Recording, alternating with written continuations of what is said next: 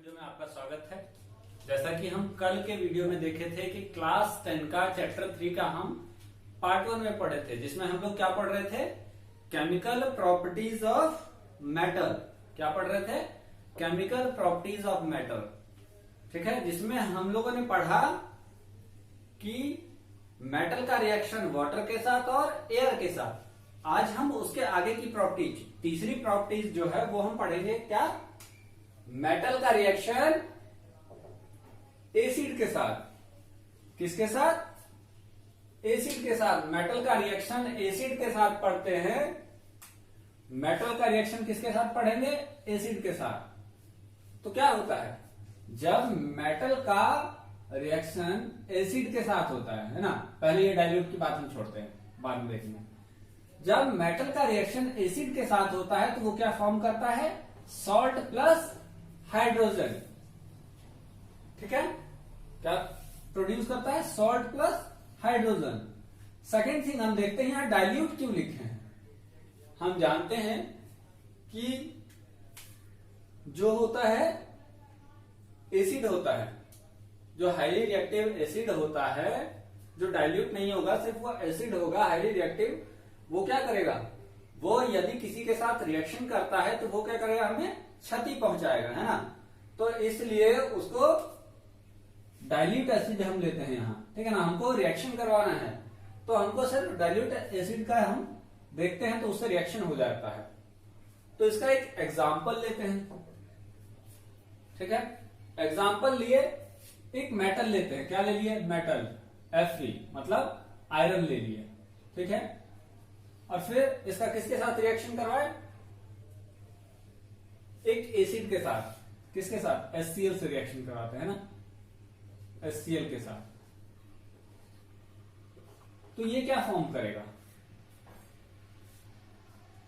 ये क्या बनाएगा?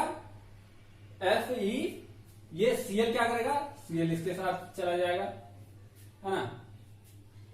तो ये बनाएगा FeCl2 और प्लस H2। ठीक है, यहां हम देखें कि मेटल को डाइल्यूट एसिड के साथ रिएक्शन जब करवाते हैं तो ये क्या बनाता है? सॉल्ट प्लस हाइड्रोजन, है ना? सॉल्ट प्लस हाइड्रोजन बनाता है। तो सॉल्ट प्लस हाइड्रोजन बनाया, ये क्या है? ये हमारा है ferric chloride.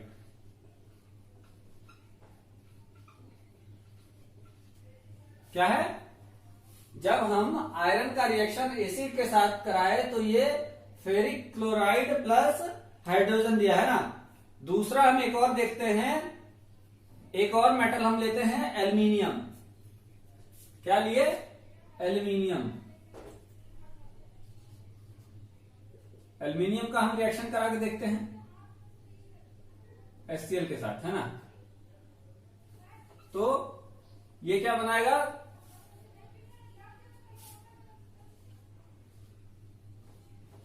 (2AlCl3 plus hydrogen, है ना? 2Al प्लस 6HCl को जब रिएक्शन करवाए तो ये क्या हुआ? ये हमको प्रोडक्ट दिया 2AlCl3, जिसको क्या कहते हैं? 2AlCl3 को क्या कहते हैं? Aluminium chloride. एल्यूमिनियम क्लोराइड, है ना? एल्यूमिनियम क्लोराइड दे दिया। ये क्या है? यहां ये है, यहां ये है। क्या है? सॉल्ट है। ठीक है ना, सॉल्ट है। यहां जब हम देखे थे कि क्या है? Reaction with metal with acid क्या है? मेटल को डाइल्यूटेड या एसिड के साथ रिएक्शन करवाते थे, ये सॉल्ट प्लस हाइड्रोजन देता है। ठीक है, ये हमारी क्या थी? तीसरी प्रॉपर्टीज थी। चौथी प्रॉपर्टीज क्या है हमारी? चौथी प्रॉपर्टीज है reaction of metal with solution of other metal of solution, है ना? Metal, reaction of metals with solution of other metal solution. तो यहां मेटल में हम क्या लेते हैं? मेटल में हम लिए आयरन ले लेते हैं। ठीक है, पहला मेटल हम क्या ले लिए? आयरन ले लिए, और इसका रिएक्शन हम किसके साथ करवाए, सॉल्ट सॉल्यूशन कहता है, सॉल्ट सॉल्यूशन ऑफ बी यहां लिखा है। मेटल ए का रिएक्शन सॉल्ट सॉल्यूशन के साथ करवाएंगे, सॉल्ट सॉल्यूशन ऑफ बी, है ना। यहां मेटल को ए मान लिए, यहां सॉल्ट सॉल्यूशन को बी मान लिए। तो यहां क्या करता है, यहां ये क्या देता है, सॉल्ट सॉल्यूशन ए का देता है और मेटल बी का देता है। तो यहां एक मेटल लिए Fe, सॉल्ट सॉल्यूशन लेते हैं CuSO4। CuSO4 क्या होता है, कॉपर सल्फेट होता है ना। तो ये क्या करेगा, सल्फेट इसके साथ रिएक्शन करके बना देगा FeSO4। ये यहां से क्या हो गया, डिस्प्लेस होकर यहां चला गया, है ना। तो इस रिएक्शन को हम क्या कहेंगे, पहले यहां देखते हैं रिएक्शन क्या हुआ, FeCuSO4 के साथ रिएक्शन किया, तो यहां SO4 रिएक्शन कर लिया इसके साथ, और ये डिस्प्लेस होकर FeSO4 बना लिया, बचा क्या यहां, Cu बचा, तो Cu यहां लिख देते हैं। इस रिएक्शन को जो डिस्प्लेस करता है तो इसको क्या कहते हैं, डिस्प्लेसमेंट रिएक्शन। हिंदी में इसको कहते हैं विस्थापन, विस्थापन अभिक्रिया, है ना। इसको समझ गए होंगे। क्या है, मेटल को डाइल्यूट एसिड के साथ रिएक्शन करवाया तो ये सॉल्ट प्लस हाइड्रोजन दिया पहले में, रिएक्शन में जब एसिड के साथ रिएक्शन करवाए। सेकंड में क्या था, reaction of metal with solution of other metal solution. जब यहां कहता है metal solution, reaction of metal, metal का रिएक्शन किसके साथ, solution of other metal solution, दूसरे मेटल के सॉल्यूशन के साथ जब रिएक्शन करवाते हैं तो क्या होगा, ठीक है ना। यहां प्रोडक्ट आया।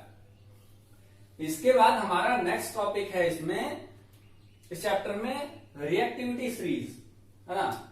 नेक्स्ट टॉपिक क्या है, रिएक्टिविटी सीरीज। अब हम जानेंगे कि कौन सा मेटल कितना रिएक्टिव है, कौन सा कम रिएक्टिव है, कौन सा लीस्ट है और कौन सा मोस्ट रिएक्टिव है।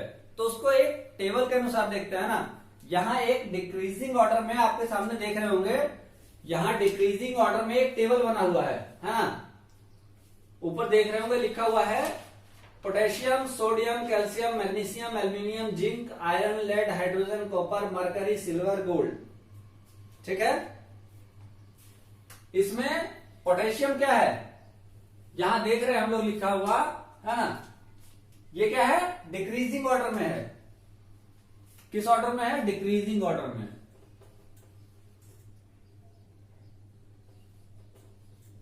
डिक्रीजिंग ऑर्डर में है लिखा हुआ, मतलब बढ़ते से घटते में, है ना। ये सबसे ऊपर क्या है, मोस्ट रिएक्टिव है।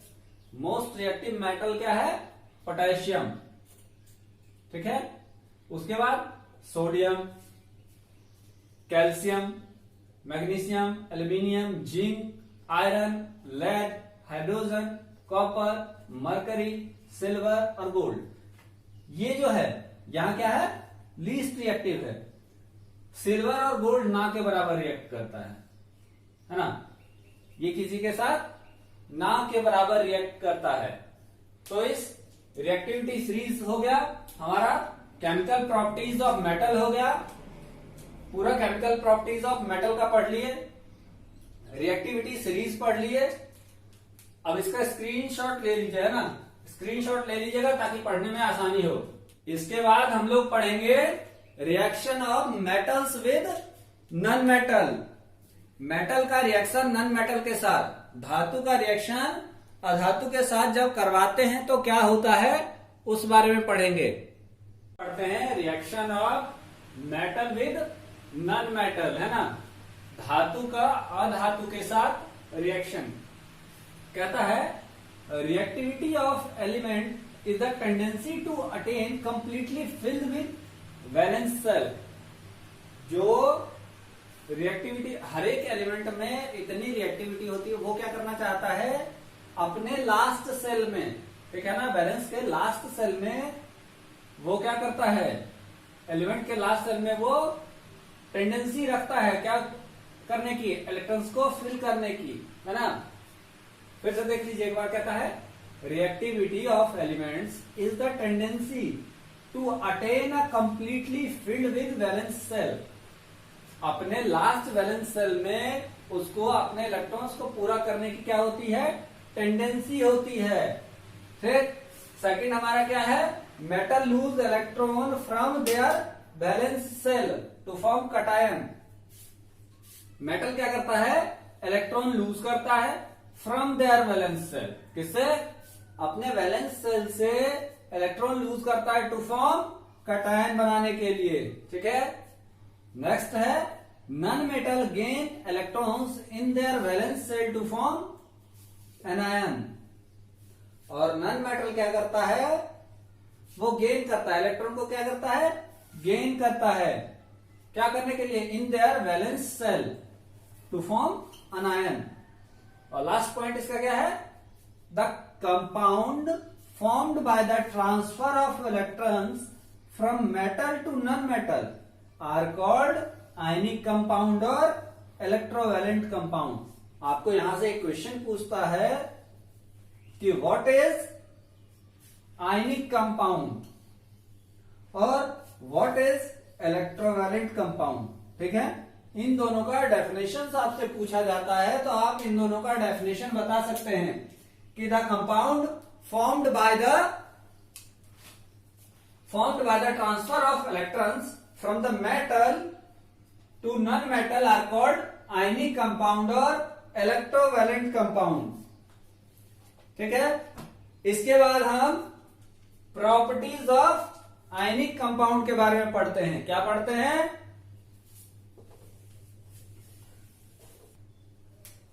अब देखते हैं प्रॉपर्टीज ऑफ आयनिक कंपाउंड. वहां आयनिक कंपाउंड का डेफिनेशन हम देख लिए थे. अब प्रॉपर्टीज ऑफ आयनिक कंपाउंड देखते हैं. तो पहला प्रॉपर्टीज इसका क्या है, फिजिकल नेचर कैसा होगा. आयनिक कंपाउंड का फिजिकल नेचर जो होगा कैसा होगा, they are in solid and hard. वो क्या होंगे, सॉलिड होंगे और हार्ड होंगे. और जनरली किस फॉर्म में होंगे, ब्रिटल फॉर्म में पाए जाएंगे, है ना. नेक्स्ट हमारा मेल्टिंग एंड बॉइलिंग पॉइंट. क्या होगा, आयनिक कंपाउंड का melting and boiling point high होगा, है ना. तो they have high melting and boiling point. Next क्या है, सॉल्युबिलिटी, घुलनशीलता. कहता है soluble in water but not in kerosene and petrol. Ionic compound जो है वाटर में सॉल्युबल है लेकिन केरोसिन और पेट्रोल में सॉल्युबल नहीं है. नेक्स्ट हमारा कंडक्शन ऑफ इलेक्ट्रिसिटी, विद्युत चालकता. मतलब इसका कहने का मतलब यह है कि वो किसमें विद्युत इलेक्ट्रिसिटी कंडक्ट करेगी, है ना. इलेक्ट्रिसिटी किसमें से पास होकर जाएगा, आयनिक कंपाउंड किस किस में से इलेक्ट्रिसिटी पास करेगा. तो जब आयनिक कंपाउंड मोल्टन स्टेट में होगा या फिर सॉल्यूशन फॉर्म में होगा, सॉल्यूशन फॉर्म में बोले तो लिक्विड फॉर्म में, तब ये क्या होगा, इसमें से इलेक्ट्रिसिटी कंडक्ट करेगा. बट जब ये सॉलिड स्टेट में होगा तो इससे क्या होगा, आयनिक कंपाउंड जब सॉलिड स्टेट में होगा तो इससे इलेक्ट्रिसिटी कंडक्ट नहीं होगा. तो ये क्या था, ये हमारा आयनिक कंपाउंड का प्रॉपर्टीज था. इसके अंदर हम इसकी फिजिकल नेचर के बारे में देखे, मेल्टिंग एंड बॉइलिंग पॉइंट के बारे में देखे, सॉल्युबिलिटी के बारे में देखे और कंडक्शन ऑफ इलेक्ट्रिसिटी के बारे में देखे. इसमें फिजिकल नेचर में क्या था कि सॉलिड हार्ड होता है और जनरली ब्रिटल फॉर्म में पाया जाता है. और मेल्टिंग एंड बॉइलिंग पॉइंट में क्या हुआ, इसका मेल्टिंग और बॉइलिंग पॉइंट क्या है, हाई है. सॉल्युबिलिटी, घुलनशीलता कैसा है, soluble in water but not in kerosene, petrol etc. फिर conduction of electricity, they conduct electricity in molten state and solution form but not in solid state. इसके बाद हम लोग पढ़ते हैं अकरेंस ऑफ मेटल. क्या पढ़ेंगे, अकरेंस ऑफ मेटल, जिसमें हम लोग मिनरल्स, ओर्स और गैंग के बारे में पढ़ेंगे. अब देखते हैं क्या, अकरेंस ऑफ मेटल, कि मेटल कहां से हमें प्राप्त होता है.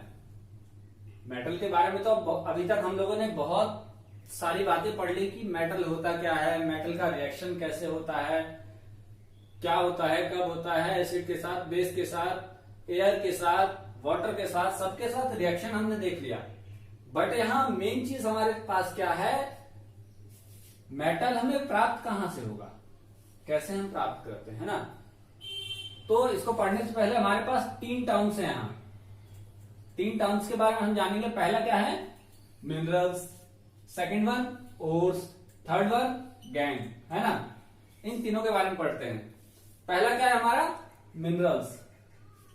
मिनरल्स के बारे में पढ़ते हैं। कहता है the elements of compound which occurs naturally in earth crust are called minerals।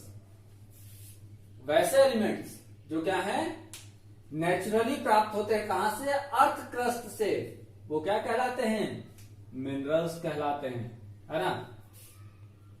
उसके बाद सेकंड क्या है हमारा, ओर्स, है ना। कहता है minerals that contain very high percentage of particular metal. वैसे ओर्स, अब हम लोगों ने क्या किया, मिनरल्स निकाले, अर्थ क्रस्ट से हम लोगों को मेटल्स प्राप्त हुए, तो उसमें बहुत सारे पदार्थ होंगे, बहुत सारे मेटल्स होंगे, मगर कौन सा मेटल कितनी हाई क्वांटिटी में है ये देखना है ना। कहता है minerals that contain very high percentage of particular metal. वैसा मिनरल जिसके अंदर क्या हो, किसी पर्टिकुलर मेटल का परसेंटेज क्या हो, हाई हो, क्या हो, हाई हो। And the metal can be profitably extracted from it, such minerals are called ores। और वैसे पदार्थ को बाहर जो निकालते हैं जिसमें ज्यादा प्रॉफिट हो, है ना, metal can be profitably extracted from it, such minerals are called ores। ठीक है, मिनरल्स के बारे में पढ़ लिए, ओर्स के बारे में पढ़ लिए। लास्ट वन हमारा क्या है, थर्ड, गैंग, है ना। इसको कहते हैं ores are usually contaminated with large amount of impurities. क्या होता है, ओर्स हमें मिनरल्स हम निकाले मिनरल्स के अंदर से, अब उसको हम सेपरेट कर लिए, सेपरेट करने के बाद हमें ओर्स मिल गया। ओर्स मिलने के बाद यह एक टर्म आता है गैंग। क्या होता है, गैंग होता है जो मिनरल्स के साथ क्या होती हैं, इम्प्यूरिटीज मिली होती हैं। अब जो हम ये निकाले है ना, ओर्स निकाले, तो इसमें क्या होगा, मिट्टी लगा हुआ होगा, सॉइल लगा हुआ होगा, धूल मिट्टी, बहुत सारे गंदगी लगी हुई होंगी, तो वही क्या होता है, गैंग कहलाता है। Ores are usually contaminated with large amount of impurities such as soil, sand, etc are called gangue. जो गंदगी होती है वो क्या कहलाती है, गैंग कहलाती है। और इसके बाद हम आगे पढ़ते हैं। अब तो ये पढ़ लिए कि भाई मेटल की प्राप्ति कहां से होगी, है ना। तो इसका क्या है, स्टेप होगा, कुछ ना कुछ प्राप्त करने का स्टेप होगा।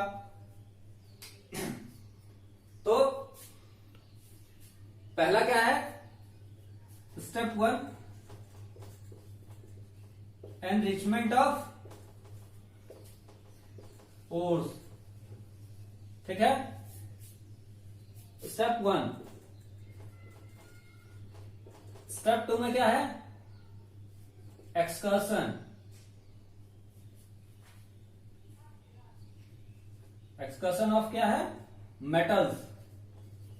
अब उसमें से मेटल्स को हमें छांटना है। फिर थर्ड स्टेप क्या है, स्टेप 3, रिफाइनिंग।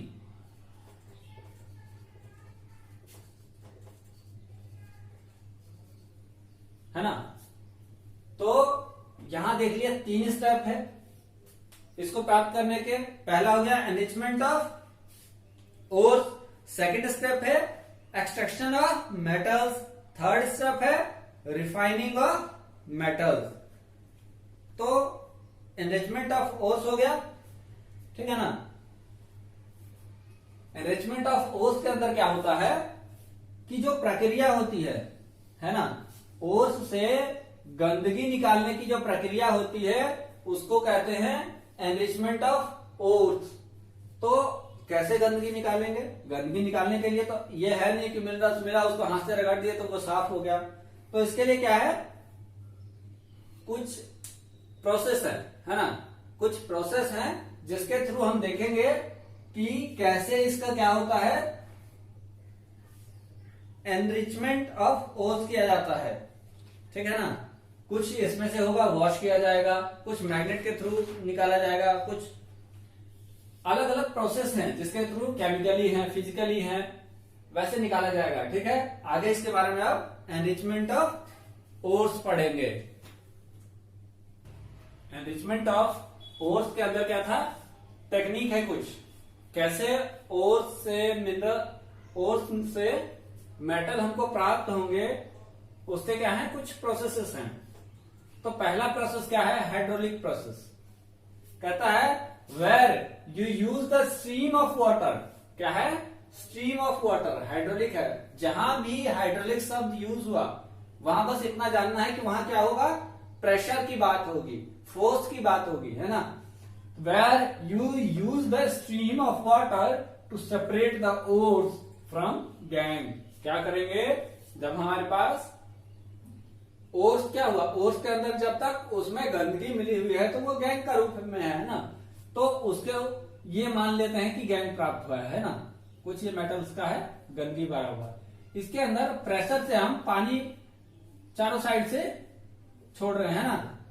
पानी छोड़े तो क्या हुआ, ये पानी के प्रेशर के कारण इसके बाहर से क्या हुई, गंदगी उतर गई। तो वही कह रहा है, where you use the stream of water to separate the ores from the gangue, the stream water removes the lighter impurities, मतलब जो हल्के इंप्योरिटीज है इसमें उसको क्या कर देगा, हटा देगा, living behind the heavier ore particles, और जो भारी ओर पार्टिकल्स होंगे उसको क्या कर देगा, सेपरेट कर देगा, और जो गंदगी होगी उसको हटा देगा। सेकंड हमारा क्या है, मैग्नेटिक सेपरेशन। तो नाम से इसमें हम लोग देखते हैं मैग्नेटिक, यहां किस चीज की बात होगी, मैग्नेट की बात होगी। तो जाहिर सी बात है, मेटल है तो मोस्टली मेटल क्या होंगे, मैग्नेटिक फील्ड होता है उनका अपना, वो चुंबक के अंदर चिपकेंगे।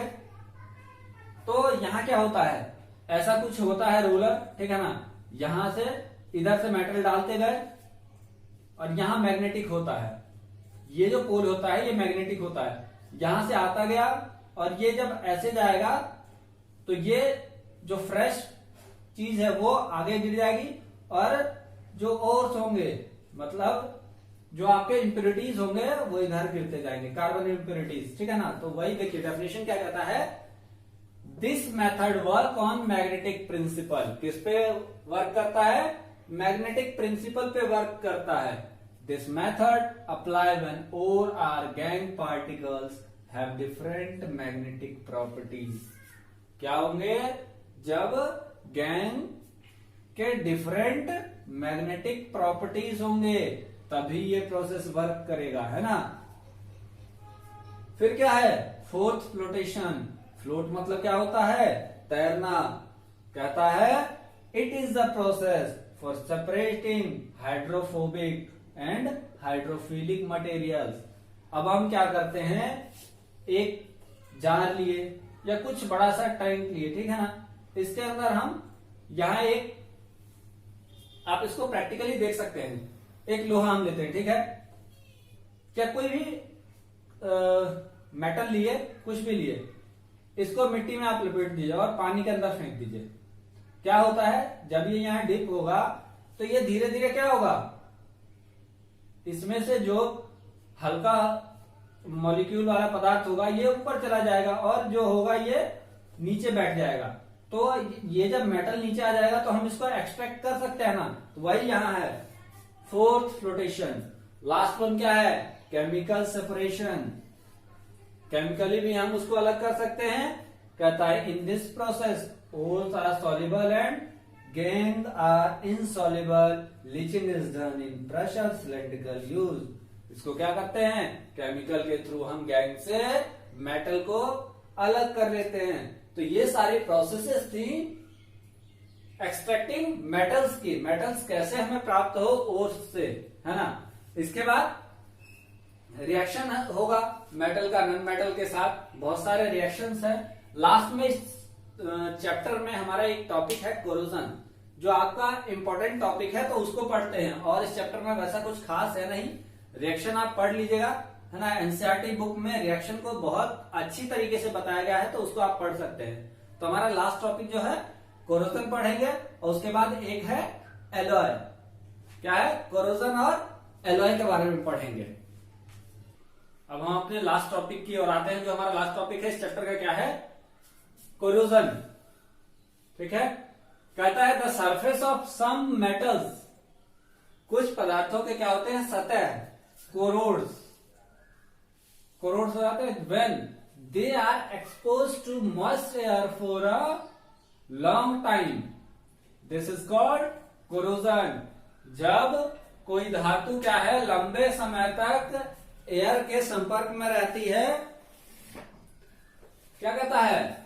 मॉइस्ट एयर, है ना, नमी वाली एयर के संपर्क में रहती है, तो क्या होती है? ये संक्षारित हो जाती है। क्या हो जाती है?